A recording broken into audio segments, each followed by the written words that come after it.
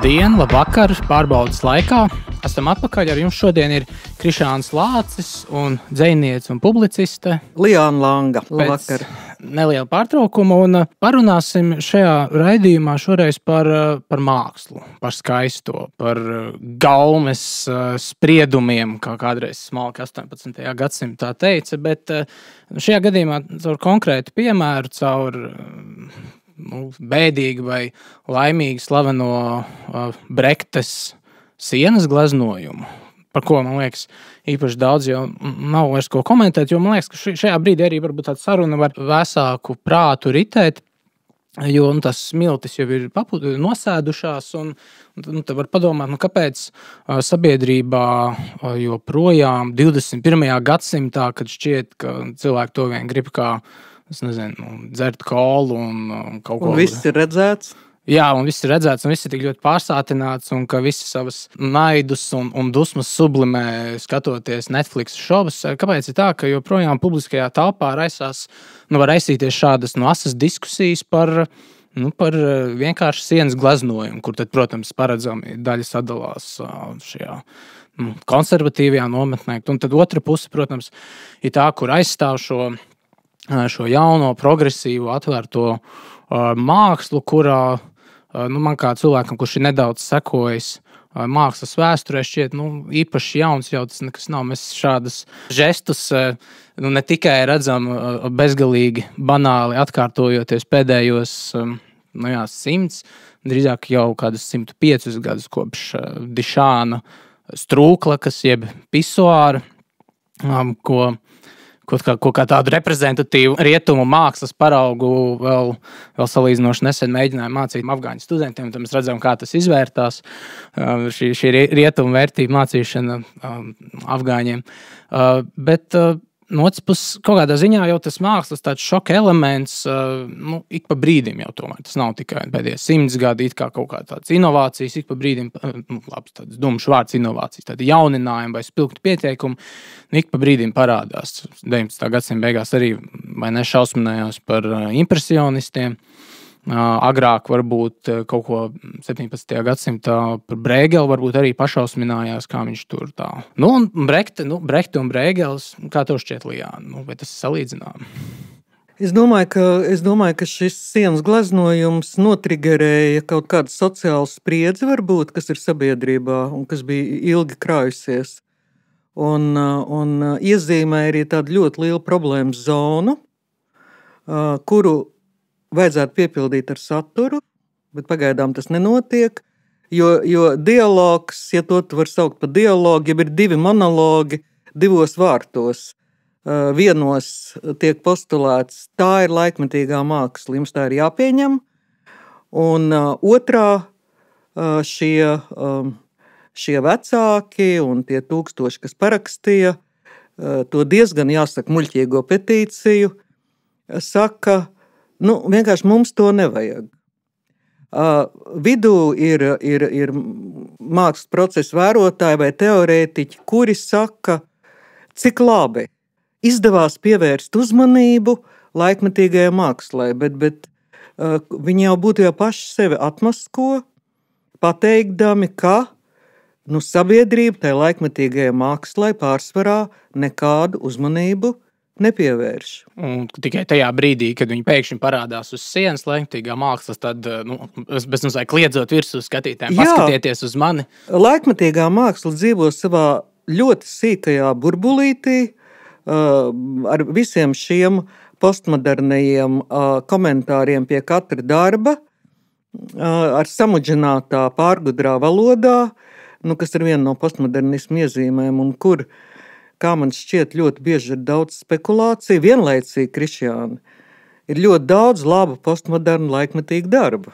Kaut vai Gabrāna skandalozais darbs, nazis, ar ko sagriez sev vietu. Jā, kas ir konceptuāls izcils darbs, un viņš ir muzejā, protams, ja viņš būtu novietos kaut kur parkā uz soliņa, viņš šādā veidā nedarbotos. Viņš kā šoks darbojas muzeja telpās, kur viņš ir izstādījis kā mākslas darbs, un liek sabiedrībai vienkārši padomāt par to, kur viņi atrodas un kāda būtībā ir pasaule. Šajā Brektes postmodernajā darbā, kur nav kaut kāda, tiem, kas ir redzējuši Matīsa, Picasso, Braka un tā tālāk zīmējums, kas ir arī jau drīz būs 100 gadus seni, vai ne, tur nav kaut kāda jauna satura. Arī formas nav jaunas.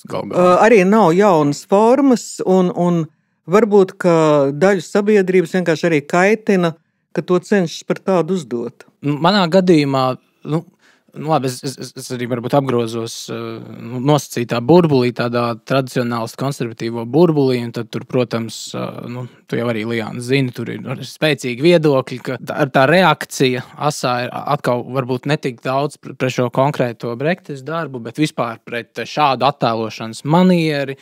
Caur Brekti tiek uzbrukts, tātad, protams, postmodernismam, laikmatīgai mākslai kā tādai, tiek uzbrukts arī pat Picasso. Ir arī šāds tradicionāls vai konservatīvo atzars, bet ko es nelīdzdalu, jo ir dažādi. Ar mākslu ir dažādi, bet par to, kā ir dažādi ar mākslu, par to mēs parunāsim vēlāk, bet šobrīd varbūt ir par Latvijas pašreizējo problēmu. Un manā gadījumā tas, kas uzreiz drīzāk tādu aizdomas raisīja pret šo mākslas darbu, kā par to tika runāts medijos, proti, cilvēki, kas tur ir iesaistīti, vai ne, šī sadalīšanās divās nometnēs, arī, kā tu teici, tā lamāšana, proti, ja cilvēki māmiņas, piemēram, Krievijas skolas māmiņas, ja viņas, ja cilvēkiem nepatīk šis mākslas darbs, arī parakstītājiem nepatīk, tad uzreiz šie cilvēki tiek norakstīti kā tumsonīgi ar neizkoptu gaumi. Problēma ir tā, ka šajā postmodernisma norieta vai jau pilnīgās krīzes diskusijā, kur tiešām nav analīzes, ir tikai nometnes, tā ir pilnīgi tāda būtu jau publiskās diskusijas degradācija. Trūkst jau sarunas, jo saruna par mākslu ir pilnīgi konkrēta. Pieņemsim, mākslinieks vēlējās provocēt sabiedrību. Ok, arī tas var būt. Tad lūdzu atbildiet, ar kādu mērķi un ko tu vēlējies panākt. Vai arī viņš ir skaidrojis, ka iedvesmas avots ir tātad Džemas Skulmes skicīte un bērnu skricelējumi skolas grāmatās, kur viņi piezīmē tur Ļeņinam ragus un Hitleram asti un Blaumanim tur vēl kaut ko. Labi, jā. Vēl bija tas garais konceptuālais arī paša Brektes skaidrojums televīzijai par visām hatorām un to visu. Jā, un labi, skricelējumi no grāmatām un ko tieši mākslinieks vēlēs to pateikt. Acīm redzot, tas eksperiments, tā replika par skricelējumiem un Skulmes, jāsaka arī, tādu vienkārši ļoti parastu skicīti, ja.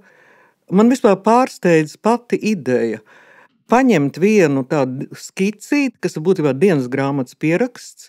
Tas būtu kā paņemt tur no Raiņa dienas grāmatas vienu teikumu par sadzīvi, teiksim, un viņu monumentalizēt. Kāpēc? Ar kādu mērķi? Kādu mērķi to darīt? Kāpēc kaut ko būtībā netik svarīgu padarīt par kaut ko monumentālu un ārkārtīgi svarīgu? Un līdz ar to man ļoti, ļoti pietrūkst šīs sarunas. Un ļoti zīmīgi ir arī tas, ka nav jau neviena mākslas zinātnieka, teorētiķa. Jau mēnesi notiek šis nožēlojamais jandāliņš. Nav neviena kvalitātes, nevienas publikācijas, kur tiktu analizēta kompozīcija, mākslas darba kvalitāte, no kaut kādiem kvalitātes kritērijiem, no cik labs ir zīmējums, cik labi ir kompozīcija. Man piemēram liekas, ka augšā, es esmu mazliet mācījusies glezniecību pie Dēles un 3 gadus tiešām gleznojusi un tā. Man vienkārši liekas, ka kompozicionāli vienkārši tās figūras nesēž tajā. Viņas vienkārši nesēž. Bet tā taču ir modernā māksla, tev uzreiz būs pretī atbildi. Bet atbildi. Picasso un citiem un Matīsam, kad viņš apgleznoja to slaveno kapelu vai ne ar savu filigrāno līniju, tie darbi sēž, tie monumentālie zīmējumi sēž tajā sienā. bet šeit, viņi kaut kā, viņi nedraudzēs ar to sienu, ja, un varbūt, ka tas kaut kā zemapziņā tracina publiku. Tā ir viena jautājuma puse. Otra jautājuma puse, kas iespējams arī tracina, ir tā, ka es šodien runāju ar vienu ļoti profesionālu un ļoti pieredzējušu mākslinieku, un viņš teica, kā ir noticis process. Tur ir nepārprotama ietekme, viņš ir tēlnieks un viņam ir ļoti liela pieredze ar darbu izstādīšanu publiskajā telpā. Viņš teica, ja viņiem vajadzētu kaut ko novietot Rīgā, publiskajā telpā, viņiem vajadzētu gadu staigāt. Šāda liela apjoma. Jā, gadu staigāt, jo birokrāti ir milzīgi, ja? Gadu staigāt ar skicītēm, pa kabinetiem un to saskaņot. Šeit vienkārši biedrība bez skices, pasaka, būs džemas skulme, bingo. Viņiem to atļauj. Jā, man liekas, tas ir ļoti būtisks punkts, šis pēdējais, ko piemin, jo tas ir tas, kas ir, man liekas, šajās diskusijās jau mēnešu garumā tā ērti aizbīdīts otrajā plānā. Labi, varbūt Twitterī vai Facebookā kāds to piemin, bet drīzāk sākumā jau varbūt, protams, bija sašutums arī no bērnu vecākiem tīri par to estētisku attēlojumu, bet vienlaiks tam sašutumam līdzi nāca jautājumi par pārvaldības problēmu, proti tiešām par to, cik necaurspīdīgi tas process ir noticis, cik dīvaini, protams, mēs Latvijā daudz, kur arī pašvaldību līmenī sastopamies ar tādu līmeņu konkursiem, kur konkurss ir rakstīts jau konkrētam, jau visos konkursu nosacījumos jau ir paredzēts, kam tas ir domāts, nevis atklāt konkurence vai tiešām konkurss šī vārda īstajā nozīmē par labāko un arī, kā teicu, kvalitatīvāko mākslas darbu, kurš parādītos uz, kā šodienas arī vēl internetā lasīju, uz vienas no slavenākajiem brandmūriem, vienu no slavenākajiem brandmūriem Rīgā vai redzamākajiem. Jo pa Tērbats ielu jau daudz cilvēku staigā, tāpēc, protams, ka viss agrāk vai vēlāk un viņam uzkrīt šie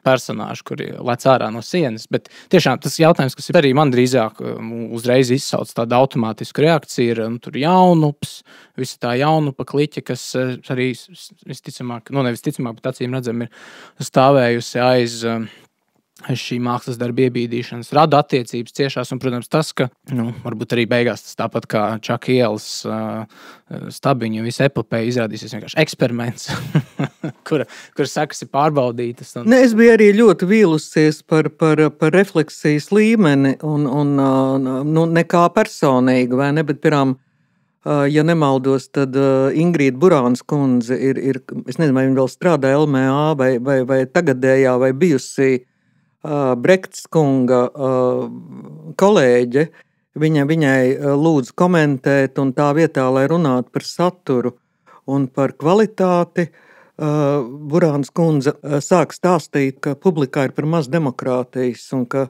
daudz demokrātiskāk ir jāuztver un tā, bet Jandāliņš jau nav par to.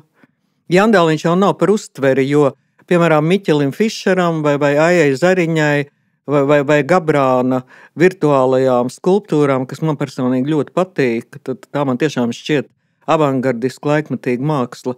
Tām jau neviens neuzbrūk. Vai, piemēram, ik pa brīdim arī pilsētvidē, ne tikai Rīgā, arī citur parādās tiņa vai āboltiņas. Neatceros, bet viņi glezno tur puķes. Tā ir avotiņa. Jā, avotiņa. Ļoti, ļoti tādās košās krāsās glezno. Un es nekad neesmu dzirdējis vai ne iebildumus par to. Protams, no tāda varbūt... Tā ir ļoti dzīvespriecīga dekoratīva māksla, kur arī vienkārši viņi pilda tādas dekoratīvas, ielīgsmojošas mākslas funkciju, un cilvēkiem tas ir pieņemami. Bet tur arī par saturu. Tādā dekoratīvā mākslā par saturu runāt varbūt ir problemātiski. Tomēr laikmatīgā māksla, viņa gan spoguļo, gan rāda, gan tomēr savās labākajās izpausmēs viņa aicina uz refleksiju. Padomāt par to, kas tu esi, kur tu esi, kāpēc tu esi un tā, vai ne? Par tiem lielajiem jautājumiem. Atstāsim Brektas šo konkrēto gadījumu, bet parunāsim par plašāk par publisko mākslu. Tu jau pieminēji, labi, tur varbūt tiešām vajadzētu būt kādiem kvalitātes kritērijiem, kas vispār arī, vai ne, man arī pirmajā brīdī šķista no tāda modernā skatījuma, bez vai kontroversāla tēze, ka mēs varam izvērtēt mākslas darbu kvalitāti. Protams, tas nozīmē teikt, šis ir labāks, šis ir sliktāks, šis ir labāk izpildīts, šis sliktāk izpildīts, lai gan nevar nepamanīt to, ka vairums tādu mākslas akadēmijas redzamāko absolventu šodien vispār cenšas atmest šādas kvalitātes kritērijas, proti, tur laba, slikta māksla, jo tiešām svarīgi ir šis performance, šis šoka elements, ka vispār uz plašā visu piedāvājumu klāsta tu tiec pamanīts, un līdz ar to kvalitāte šķiet atkāpjas kaut kur otrajā plānā. Es tā gluži neteiktu, jo es tiešām izšķirstīju virtuāli Latvijas Mākslas akadēmijas diplomu darbu katalogu, un tostarp arī glezniecības katedras apskatījos tos diplomu darbus. Viņi ir profesionāli augstā līmenī, un neviens amatieris nebūtu spējīgs kaut ko līdzvērtīgu piedāvāt. Cita lieta atkal ir, kāds ir saturs. Vienkārši tā pasaule, viņa ir kļuvusi tik šaura. Tā ir arī viena no tām postmodernismu problēmām, ka nav būtībā kaut kādu lielo ideju, nav lielo naratīvu, cilvēki noslēdz sevī, runā par savām problēmām, savas sadzīves problēmām, kā es jūtos. Būtībā sabiedrība tas ļoti, ļoti maz interesē. Ja?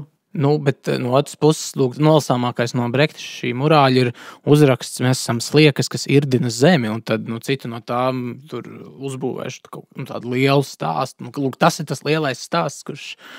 Tā ir tāda Džems Skulmes, jāsaka, tādā ziedoņa stilistikā pateikta metafora. Mēs jau visi pārstrādājam un laižam caur sevi to realitāti un nonākam sevī pie kaut kādas kvalitātes, kā mēs iedarbojamies ar šo realitāti.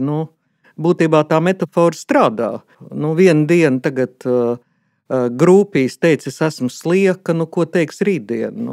Varam tikai iztēloties. Vai ne, tas viss tā ir diezgan komiski. Jo ko izdarīja tas postmodernisms? Viņš pateica, ka patiesības nav, katram ir sava patiesība, lielu ideju nav. Rolands Barts 67. gadā paziņoja, ka par autoru nāvi, kas ļoti lielā mērā, cik tālu man ir saprotams, ietekmēja pēc tam arī Derrida un to dekonstruktīvisma virzienu, tātad visu dekonstruēt, ar kādu mērķi arī īsti nav skaidrs. Protams, Barts izziņoja to autoru nāvi tādēļ, ka viņš pateica, ka, teiksim, literātu rakstnieku darbus analizējot ir pilnībā jāignorē viņu personība, viņu biogrāfijas un tā tālāk un tā tālāk. Tu esi to visu studējis, varbūt, ka tu vari pastāstīt, kāds ir mērķis, jo mani kā autori noteikti nevar atdalīt ne no manas sapņu, ne fantāziju, ne ideju pasaules. Ja? Tajā brīdī jau, protams, it īpaši Bārts un tā visa franču tradīcija, jau drīzāk tīpaši, ir jāatcerās, kas ir viņu tie galējie mērķi, nevis tuvie, kā Aristotelis, mēs saka, galējais mērķis un tuvējies vai tuvīnais mērķis. Un tas tuvīnē mērķi, protams, izskatās dažādas jaunas, inovatīvas mākslas teorijas, bet tas galējais mērķis konkrēti Bārta gadījumā un citādu dekonstruktīvu autoru ir komunisms. Tas tā rupji buržuāziskās iekārtas gāšana. Un tad, protams, jaunas šīs franču teorijas, arī Bārta, viss šī autora nāves teorija, tekstu dekonstruēšana, tas, protams, tiek izmantots, lai grautu buržuāzisko, šo mietpilsonisko, viņiem tobrīd šķiet vai vidusšķiras izpratni par mākslu, kur, protams, tādā klasiskajā mākslas izpratnē, vismaz jau kopš renesanses, ja ne agrāk laikiem, autors spēlē kaut kādu lomu, vai ne? Autors, labi, sākumā viņš ir labs meistars autors, un pēc tam autors ieliek kaut ko no savas personīgās skatījuma, no savas dvēseles, arī lielajā stāstā, protams, gan šis lielais stāsts, kas tev, man un varbūt arī tradicionāli svarīgs, gan arī šis personīgais stāsts mākslas darbā labi sakausējis un parādās, atklājās caur atsevišķo vispārējais. Bet, protams, ja mērķis ir kaut ko dekonstruēt, jaukt, postīt, lai radītu jaunu, taisnīgāku, vienlīdzīgāku sabiedrību, un kas arī konkrēti Rolanda Barta gadījumā, tad, protams, ir svarīgi, piemēram, atteikties no autora un sludināt autoru nāvi, jo kā autors tas uzreiz ir kaut kas tāds autoritārs, vai ne? Autoritārs ir īpaši pēckara pasaulē, šīs hierarhiskās attiecības starp mākslas darbu radītāju un mākslas darbu patērētājiem. Jebkas, kas runā par hierarhiju pēc kara, un ir īpaši tādā komunistu un arī rietumu komunistu domāšanā, protams, ir aizdomīgi. Un tāpēc, protams, mums jāatsakās no autora.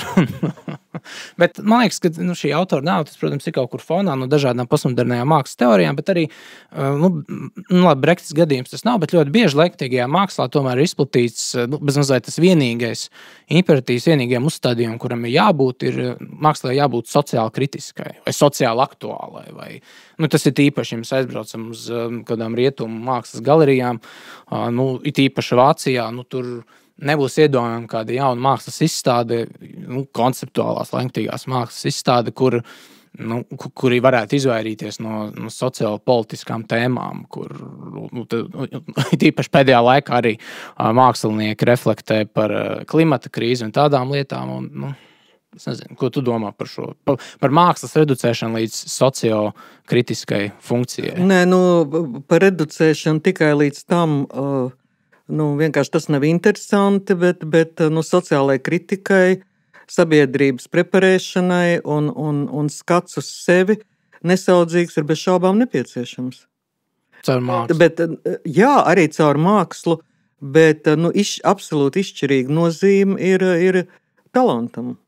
Bet tas ir atkal tas, ko, man liekas, kreisie noliedz, vienkārši talanta, autora nozīme, talanta nozīme. Un tagad mākslas institūti, ik gadu viņi ir saražo ļoti daudz mākslinieku. Visi, kas saņem diplomu, ir mākslinieki.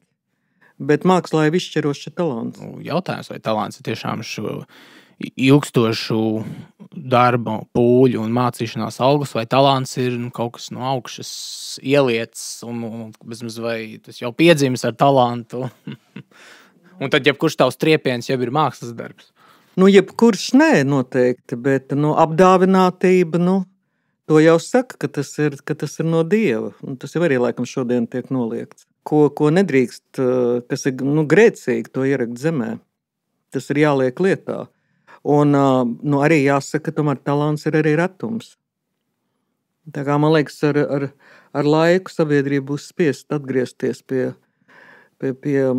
talanta novērtēšanas. Bet es domāju, arī mākslas akadēmijā tomēr ir tā, ka viņi, protams, talants ir vajadzīgs, bet neizbēgami nākas gan studēt vecmeistarus, nākas studēt, kā vispār, protams, savus priekštečus. Tev ir, vismaz tradicionāli, kā tas ir bijis arī šādās mākslas mācību iestādēs, tev ir jāimitē, jākopē, tev ir jāmācās, kā to izdarīt, tev ir jāsako kaut kādiem paraugiem, arī ģildēs un cunfti un vispār amatniecības sistēmā, kā tā pastāvēja līdz industriālajiem laikmetam, tur ļoti lielu lomu tomēr spēlē tādu paraugu atdarināšanu vai kopēšanu. Un tad, meistars ir tas, kurš vienlaikus ir labs sava amata pratējs, kurš māk izpildīt tos spēles nosacījumus savā konkrētajā, mākslas vai darinājuma žanrā, bet vienlaikus viņš to paveic tā, ka, tur parādās jau šis talanta moments, kaut kāds individuālais, personīgais pieskāriens. Nē, es tev absolūti piekrītu, un man liekas, ka Latvijas Mākslas akadēmijā joprojām māca akadēmisko zīmējumu un kompozīcijas pamatus,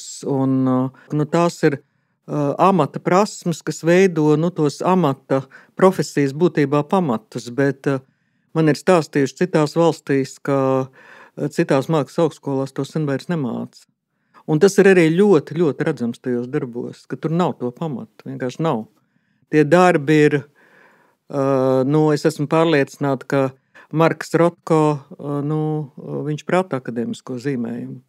Cita lieta, ka viņš nonāca līdz abstrakcionismam, un starp citu viņa abstrakcionisms, varbūt tu, Krišjāni, iebildīs, bet viņa abstrakcionismam ir reliģiozs saturs. Tas ir vienkārši, tur ir kaut kāda tāda transcendence, ko skatītājs sajūt. Nē, es nekad neesmu noliedzis Rotko. Es dzīvē esmu redzējis, un, protams, es atzīstu, ka tas kaut kas ir. Bet mana problēma ir tajā brīdī, kad, līdzīgi kā ar Dišāna pisuāru, ka Nu, ja mēs 100 gadus vēlāk sastopamies ar šo pašu žestu, un, teiksim, Rotko gadījumā mēs arī varam iedomāties, kāds vienkārši Nē, tas vienkārši nestrādā. Un tie daudzie ready-made arī nestrādā, jo principā Kodešāns viņš iesāk gan to ready-made konceptuālismu, gan kaut kādā mērā. Faktiski viņš bija pirmais signāls postmodernisma startam, vai ne? Jo un tāda provokācija arī ir pieļaujama. Nu, vienkārši tā ir spēle, rotaļa, lūk, vai ne? Ar mākslu ir cauri. Mēs uz procesu varam pastīties arī šādi. Mēs varam apspēlēt pisuāru un paziņot, ka tā ir strūklaka. Vienā vai divos eksemplāros tas ir interesanti. Tas tāds kurios, vai ne? Bet ja to pēc tam 100,000 reizes atkārto, tas vienkārši neizsakām garlaicīgi un arī sabiedrība jūtas garlaikot.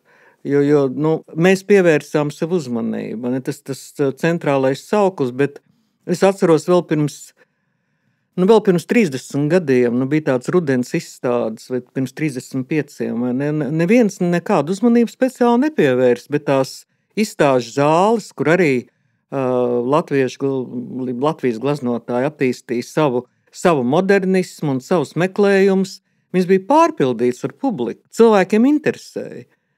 Šodien vienkārši tā vairs nav, līdz ar to mēs pievēršam uzmanību.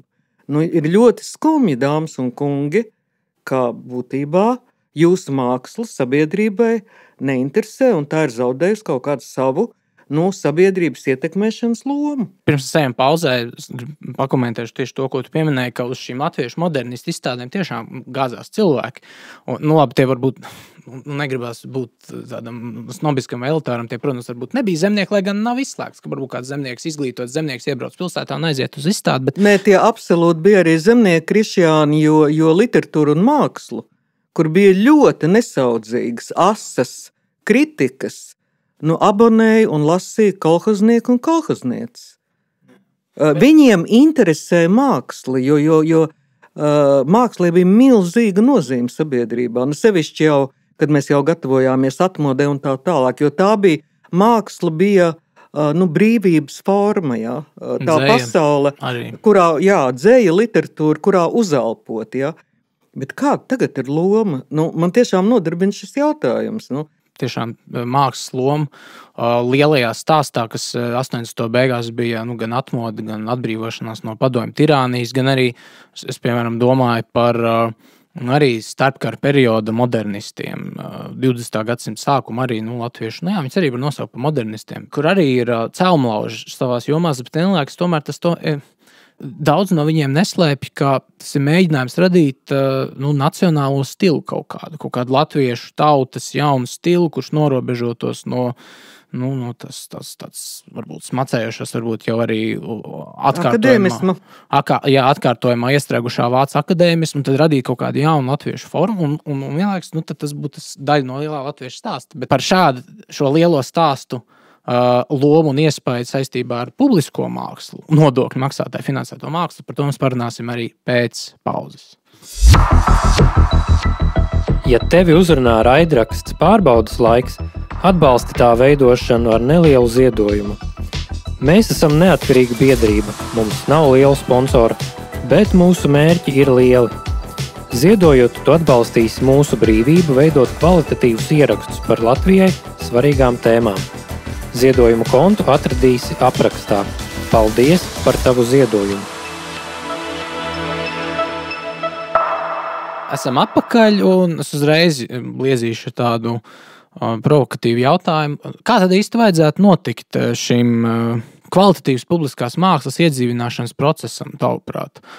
Jo skaidrs viens ir, labi, Brekti liksim viņu mierā, bet citi visādi mākslinieki, lai jau viņi dara, ko grib, viņiem savus tur varbūt privātās visādas galerijas, savu privātie pulciņi un tam līdzīgi. Bet tajā brīdī, protams, ka tas iznāk no muzeja vai no galerijas un nonāk tādā ļoti skaidrā redzamības vietā, uz postamentu, uz ielas, uz pilsētas laukuma, arī kā celtnes, vai ne, jo mājas ēkas jau arī ir būvmāksla kā forma, viens no paveidiem. Un tajā brīdī jau ieslēdzas kaut kas cits, vai ne, runa par masām, rupji izsakoties paredzētu mākslu. Un tad jautājums, kā lai tajā brīdī mēs salāgojam. Tīri arī, protams, kā organizatoriski to vispār risināt. Arī Rīgā ir kaut kāda publiskās apspriešanas procesa un tam līdzīgi, bet kā lai mēs ietu tādu vidusceļu, kur vienlaikus tiek saglabāts augsts līmenis mākslas, kvalitatīvs, kā mēs iepriekš runājām,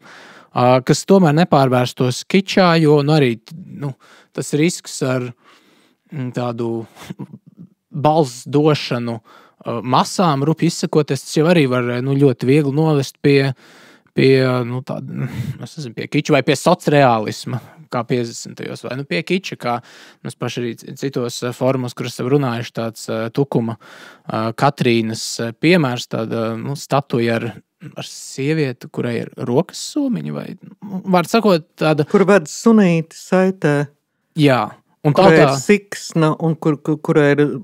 Man liekas, viņi ir no bronzas, tur ir nokrāsot bronzu, kaut kas tāds pilnīgi vājprātīgs. Es pats arī nesen biju aizgājis paskatīties Kruspilī. Tukumā, jā, to es regulāri redzu, bet Kruspilī ir Jēkabpilī jaunā tā statuja. Tirgū. Jā, tas ir Kruspils pusē pie tilta, tirgus vietā. It kā nevar saprast, domāt, kā ebrejus reprezentējoši statuja. Tirgotāji, jā. Jā, bet tas ir izpildīts tik ļoti tādā kariķēti prastā manierē, kā tautā iecienīta, bet kā... Jā, man jāsaka, cik tālu es saprotu no tēlniecības, tad šī tirgotāja ir tāda tautas māksla, bet tur ir vismaz kaut kāda forma, kamēr, teiksim, Tukuma Katrīnai, tā ir tiešām katastrofa, jā. Tajā tirgotājā vismaz ir kaut kāda forma saglabāt tēlnieciski, tāpēc viņi man ir varbūt vairāk pieņemama.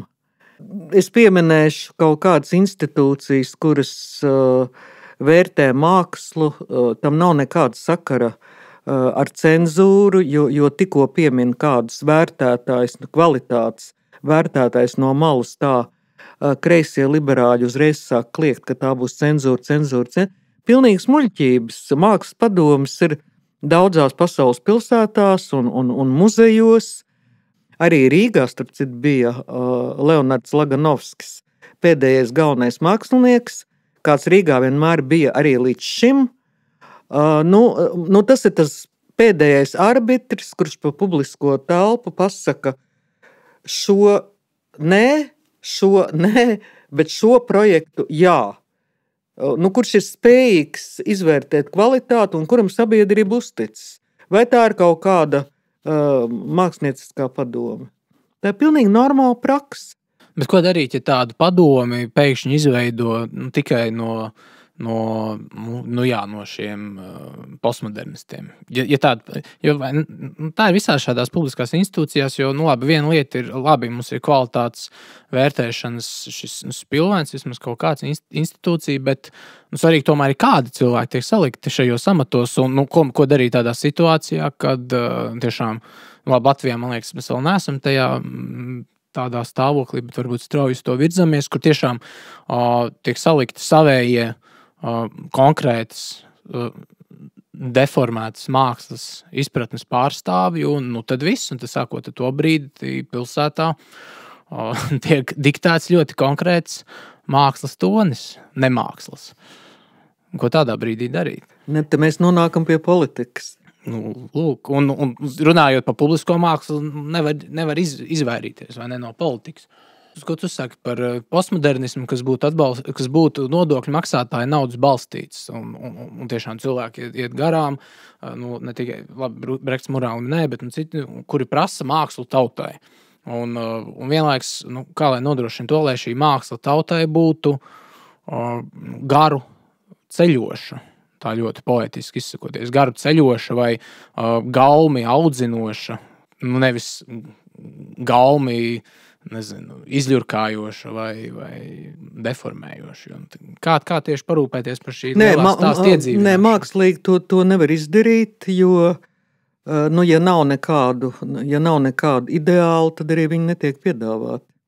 Un tā ir atkal atgriešanās pie sarunas, pie postmodernismu, kurš šos ideālus un kaut kādas patiesības un tos pamatus ir vienkārši iznīcinājis. Līdzīgi kā jūs spriedāt par Denīna grāmatu par liberālismu, kur ir tā ārkārtīgi spilgtā metafora par to, ka liberālisms sāk izēst sevi tukšu, un tagad jau meties virsū cilvēku ķermeņiem. Turklāt viņš ir veģetējis uz iepriekšējo paudžu, iepriekšējo ideoloģiju sastrādātiem resursiem. Līdzīgi postmodernisms, viņš arī sāk izēst sevi tukšu, jo viņam nav ko piedāvāt, un viņš vienkārši parazitē uz mūsu apziņas rēķina. Un arī ne jau viss, es jau teicu, ka arī Latvijā un arī citur ir arī ļoti interesanti un labi postmoderni darbi. Piemēram, NSRD rituāls vai gājiens uz Bolderāju, arī bija būtībā tāds postmoderna performance, kur Hardijs Lediņš un Juris Boiko vienkārši atteicināja ļoti radošs cilvēks, kuri to gājienu piepildīja ar savu radošo saturu, un katrs tur izpaudās vai spēlēja mūzikas instrumentu, vai sameklēja kaut kāds ārkārtīgi neparasts komunikācijas formas starp gājienu dalībniekiem, vai dziedāja, vai skaitīja dzeju. Un es domāju, ka tas ir ļoti paliekoši un vērtīgi. Vai, piemēram, ja man būtu jānosauc kādi tādi kvalitatīvi postmodernas publiskās mākslas piemēri, un tie būtu, piemēram, arhitektūra. Arī Latvijas gadījumā es jau ilgstoši arī citviet runājot ar cilvēkiem, vienmēr reklamēju Vēlīno padomju tā saucamo tautisko postmodernismu, ko mēs daudz viet arī Latvijā reģionos, arī Rīgā varam redzēt. Es domāju, Tērvetes pansionāts, vai ne, arī tādā senlatviešu pils formā 80. beigās celts, vai tādi mācību grāmatās klasiskie piemēri ir Jaunmārupē dzīvokļu mājas bijušajā agrofirmas Mārupē centrā arī. Bez mazā jābrīnās, ka Bēlīnajā padomju ērā uzplauka tāda no vienas puses moderna mākslas forma, bet kas tomēr atskatās uz kaut kādām latviešu tradicionālas būvniecības, ja nevis uz metodēm, tad tiešām uz formām, uz slīpiem, jumtiem, sasaucas senlatviešu pilīm. Un, vārds sakot, pirms 30 gadiem tas bija iespējams, bet ja mūsdienās kāds kaut ko tādu mēģinātu, tad it īpaši tāds lielās publiskās mākslas formā, tas atkal jau draudētu ar apsūdzībām kičā, ar apsūdzībām neautentiskumā, un ko mēs vispār šādi gribam parādīt, kāpēc mums ir jāiedzīvina publiski šie šķūņi, un jā. Atgriežamies varbūt atpakaļ pie postmodernismu tēmas, jo gal galā mēs joprojām dzīvojam tā vadošā mākslas paradigma, un man iekrita acīs tādi labi novērojumi no Irēnas Romanovskas nesen Latvijas avīzē, kur viņa tā ļoti kompaktā manierē saliek, manuprāt, visus vajadzīgos akcentus arī par šo debati Brektas murāļa sakarā, bet arī vispār par valdošo mākslas paradigmu, kurā mēs dzīvojam. Protams, viņi nepiedāvā nekādas atbildes, bet varbūt mēs varam mēģināt pēc tam saprast, ko vispār darīt un kādā virzienā taustīties. Bet, es citēju. Tā kā postmodernismā viss ir relatīvs, arī oriģinālitāte, tad uz šī neskaitāmo pieļaujamību viļņa ik viens var postulēt savu darbu par mākslu, vēl vairāk pats tapt par savu darbu un savu mākslinieku tēlu virzītāju tirgu. Tiek postulēts, ka mākslai vairs nav virsvērtības, jo nesot jau vairs universālu vērtību kodu, pie kuriem sabiedrība pieturētos. Vienīgais atlikušais kods, caur kur noteikti mākslinieku vērtība, ir naudas summa, par kuru darbi ir novērtēti izsoļu namos vai publisko iestāžu un fondu pasūtījumu apjomi, kuri ir piešķirti. Un es vēl pacitēšu. Daudziem vairs nav nozīmes, cik patiesībā es prasmīgs mākslinieks, nozīme ir tam, cik tu sev veiksmīgi vari pārdot kā tādu, kas varētu būt prasmīgs mākslās. Un citādi beigas, un tur saslēdzās kopā tas, ka gal galā uzvar tas, kuram ir vairāk dolāru, un dolārs ir šī galvenā virsvērtība, bet, ja kādi lielie stāsti ir izšķīduši postmodernismā, nauda, protams, ir pārņēmusi mikrofonu, tā teikt, bet, kam tad vajadzētu būt šim lielajam stāstam šodien? Kurš no vienas puses, piešķirt mākslai kaut kādu virzību, vektoru, un otrs puses piešķirt mākslai formu, jo man liekas, ka šajā sarunā mums jau vairākas reizes ir izskanējis tas, ka šī valdošā mākslas paradigma ir bezformīga. Viņa, kā bezformīga, protams, viņa ir līdz ar to arī bezgaumīga, jo tas, gaumes spriedumi, viņi jau reaģē uz labu formu, uz to, kā dažādi elementi ir sakārtot tādā saskanīgā veselumā, izsakot kādu stāstu, un vienlaikus arī šī forma, kas dažādos elementus pakārto kaut kam vienam. Un tas ir jautājums šodien, kas tad būtu šis viens vai šis stāsts, kurš piešķirtu mākslai kaut kādu formu? Es oponēšu, ka noteikti nevienmēr tā ir saskanīga forma, jo, piemēram, pēc Pirmā pasaules kara, kā reakcija uz tām šausmām, ko piedzīvoja Eiropa, radās ekspresionisms, ļoti, ļoti nežēlīga pašrefleksija, kur bija arī daudz ķēmīgā. Tā bija arī būtībā protesta forma pret cilvēka dabu, kurš spēja izraisīt tāds kataklizms kā šo te šausmīgo karu. Un pareizi jau Romanovska norāda, ka viss 21. gadsimts ir pagājis, un būtu dīvaini, ja pēc šāda veida pieredzes, māksla paliktu tādā impresionismu līmenī. Protams, ka viņi mainās, un protams, ka mākslinieki, viņi piedāvā gan gaumes skaistumu kaut kāds etalons, vienmēr to ir darījuši, gan viņi arī reprezentē, reflektē, spoguļo, apsūdz, kā teiksim, Picasso, Gerniks un citos gadījumos un tā tālāk. Šobrīd ir vērojama, es domāju, postmodernisma absolūta krīze. Arī tā ir vērojama būtībā arī rakstniecībā, kas arī, man liekas, zaudē sabiedrībā tādu lomu un nozīmi. Par to liecina grāmatu tirāžas, grāmatu tirgi. Es jau pat dzirdu no aprindām tekstus, ka vispār grāmatniecība ir tāda norietoša nozara. Man ir ļoti sāpīgi to dzirdēt. Un tāpat ir ar mākslu. Līdz ar to man liekas, ka avangardā izvirzīsies tas mākslinieks vai tas rakstnieks, kurš spēs piedāvāt jaunas idejas, redzējumu, ko mums vispār tālāk darīt. Tā ļoti, ļoti vienkāršot runājot, jo mākslā tiešām nozīme ir PR-am, mārketingam. Mums ir izcili rakstnieki Latvijā, kuri vienkārši negrozās visiem pa priekšu, un tad arī viņus faktiski nezina.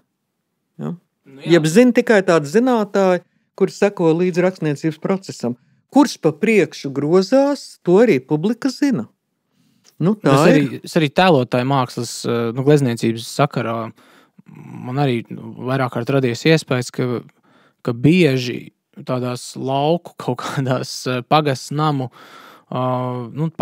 vai lauku mākslas muzeju izstādēs, ka tur parādās bezmaz vai kvalitatīvāka māksla nekā tā, ko tiešām mums ikdienā bombardē Latvijas mākslas medijos, kas ir, galā arī viss šie laikmatīgās mākslas, konceptuālās mākslas projekti, nav vienkārši tiešām privātas iniciatīvas, gan Survival Kit, gan Kim un vispārējais, jo tie jau paši pa sev nevarētu izdzīvot. Tie ir vienmēr neizbēgami nodokļu maksātājiem naudas tādi balstīti projekti, kuros tiek dota priekšroka vieniem, bet citiem līdz ar to arī citi tiek atbīdīti otrajā plānā. Un tad jautājums ir, kurām jābūt tām politikas vadlīnijām, pēc kurām tad dot atkal vārdu, skatuvi un izstāžu zāles kaut kādiem sakarīgākiem mākslas piedāvājumiem.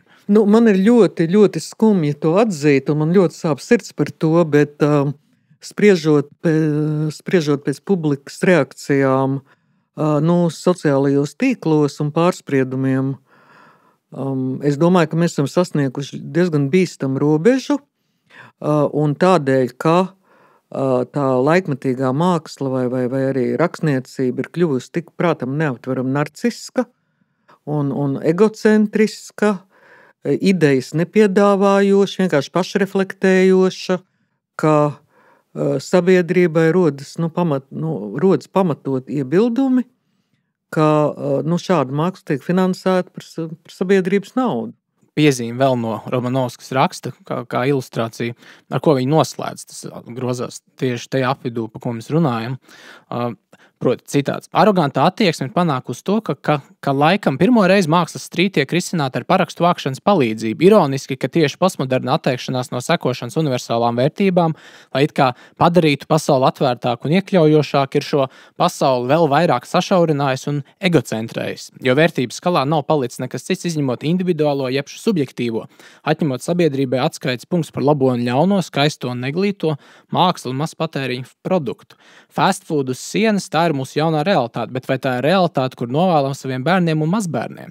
Ak jā, pie jaunās realitātes pieder arī child-free koncepts, tā ka visiem murālistiem jāapsteidzas. Iespējams, drīzā nākotnē nebūs ne tikai kas kritizē, bet arī to, kas skatās, ja vien paši nelemsim, ka mums sociālo eksperimentu jau pietiek un ķersimies pie konstruktīvā, nevis dekonstruktīvā risinājuma. Un arī Romanovs noslēdz šo rakstu, šo konstruktīvo risinājumu. Labais, ļaunais, vai šim jaunajam piedāvājumam, šim māksliniekam, kuram vajadzētu izcelties uz vispārējās bezformības fona, vai tam būtu jābūt kaut kam, kas tad runā beidzot par skaisto, labo un patieso. Bet patiešām par kaut ko objektīvu, skaistu, labu un patiesu. Bet kāds ir objektīvais skaistums? Klasicismu formas, renesans. Renesans mākslinieki arī bija reformatori, tur viduslaika mākslinieki acīs. Katram laikmetam ir bijuši savi skaistuma etaloni. Man, piemēram, nekad nav paticis un tiešām arī joprojām nepatīk, piemēram, rokoko mākslas skaistuma etaloni un pat ne sevišķi rokoko, teiksim, arī arhitektūra un interjeri. Vai ne?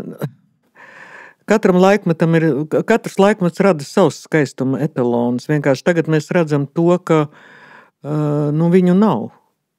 Viņu nav. Un es personīgi uzskatu, ka nacionālām valstīm ir jāfinansē māksla, jo mums ir pārāk mazs tirgus, cilvēkiem ir pārāk mazas iespējas kaut ko pirkt. Mēs nekādā gadījumā nedrīkstam pārtraukt mākslas procesu, bet ir vajadzīga šī saruna, ir patiešām vajadzīga šī saruna par mākslas saturu, kurš nav tikai kā indivīds jūtas savā virtuvē pandēmijas laikā, depresīvs un nomākts. Es jūtu līdz visiem, kas nejūtas labi, bet cik ilgi mēs par to runāsim? Un cik tas jau sen nevienam vairs nav interesanti.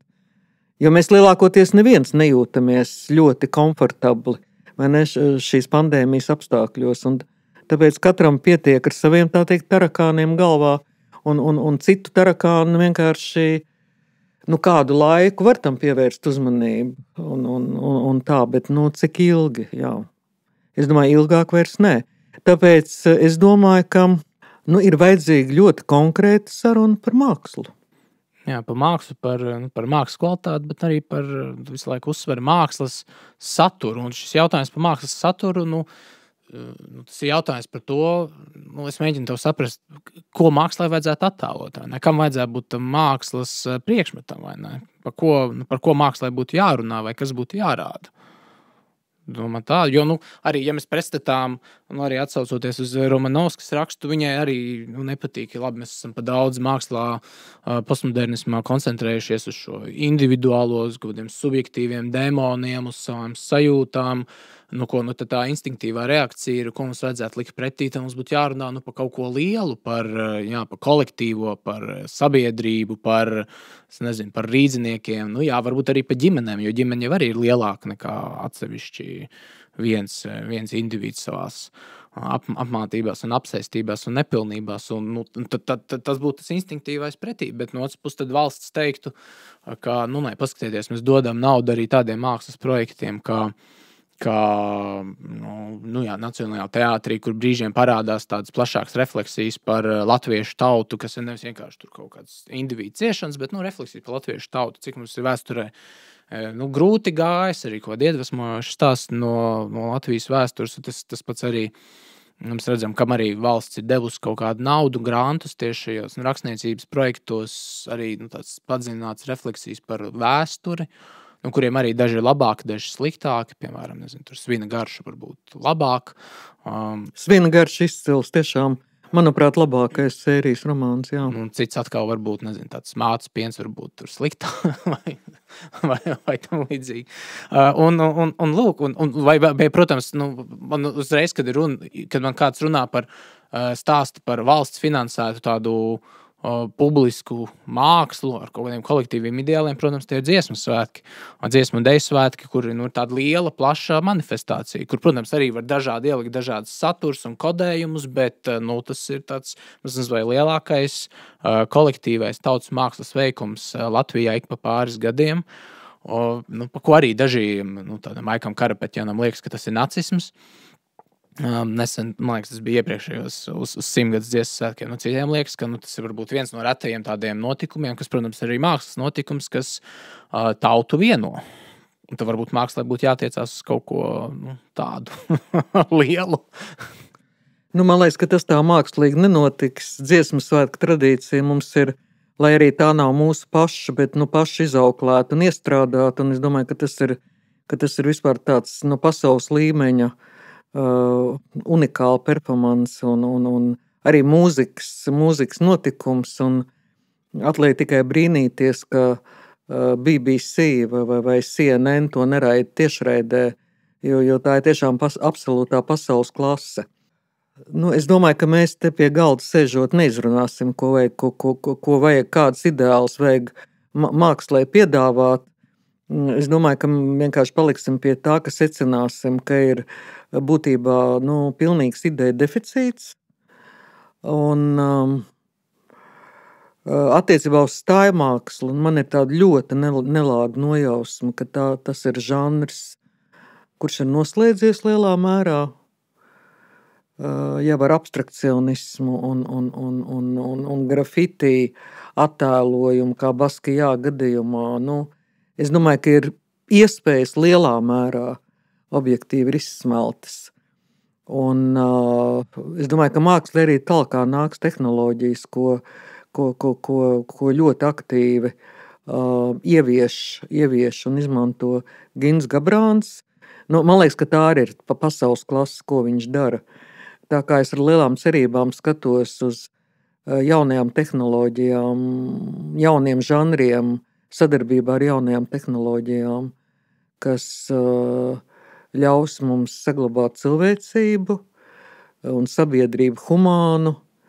Un es domāju, ka tās jaunās idejas ir joprojām iespējams uz teātra skatuves, kinematogrāfā, bet varbūt ne stājmākslā kaut kādā taisnstūra rāmītī vairs ieliekams. Ja? Arhitektūrā, protams. Un man ir vislielākās cerības uz ģēnijiem un talantiem, kas vienkārši spēs šīs jaunās idejas formulēt, definēt un piepildīt to mākslas procesu ar jaunu, aktuālu saturu. Tas jau pamazām atsevišķos gadījumos notiek. Un īstenībā ar šo tavu teikto mēs arī pat varētu noslēgt, bet reaģējot arī no manas puses, kad noslēdzošie vārdi, man liekas, ka tiešām kas mūs šajā situācijā var glābt, kad paskatoties un kaut nedaudz padomājot arī Brekts Murāļa gadījumā un citu līdzīgu piemēru gadījumā, tā cerība ir tāda, ka arvien vairāk cilvēki, un, protams, ne tikai plašākās masās, bet arī intelektuālajā elitē, arī mākslas elitē, viņi tiešām sapratīs tas, ko tu saki, viņi pamanīs un skaudri apjautīs šo ideju vakumu, ideju izsmeltību. Jā, ka postmodernisms gal galā ar sevi izsmēlis. Nekā jauna vairs nav, ka tas, ko Brekte, labi, ne Brekte, bet arī citi piedāvā, tas tiešām nav nekas jauns, tas ir kaut kāds jau pilnīgi noiets etaps un beidzies un garlaicīgi un nav smalki, nav garu ceļoši un tā cerība tiešām tāda, kā mākslas tajā iekšējā loģikā, acīm redzot tāda ir, kā tas ik pa laikam ir atkārtojies, ka kāds sapratīs to situāciju, kurā māksla ir nonākusi, un kāds mākslinieks tiešām, vienalga, varbūt pat arī stāja mākslā, varbūt tiešām atrodas kāds no dziļumiem, bet arī citās mākslas formās, mākslas žanros, arī varbūt pat būvmākslā, arī it īpaši vai ne kinomākslā, kas uzrunā ļoti daudz cilvēku un ir aizsniedzās līdz daudziem cilvēkiem.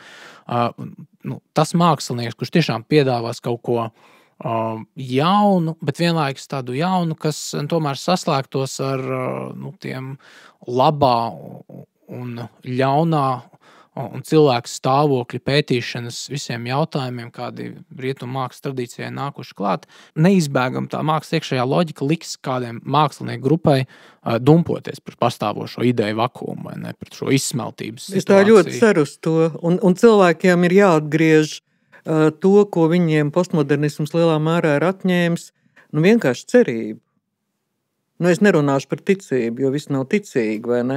Iespējams arī ticība, bet pirmām kārtām cilvēcīga cerība. Mēs zinām, mākslas darbos arī ir iespējams parādīt cerību. Piemēram, Bregeļa gleznas man cerību ļoti bieži ir atgriezušas pa cilvēku stāvokli. Labi, šodien, es domāju, mēs uz šīs cerīgās nots varētu beigt un tiekamies vēl kādreiz. Paldies! Visu labu! Visu labu!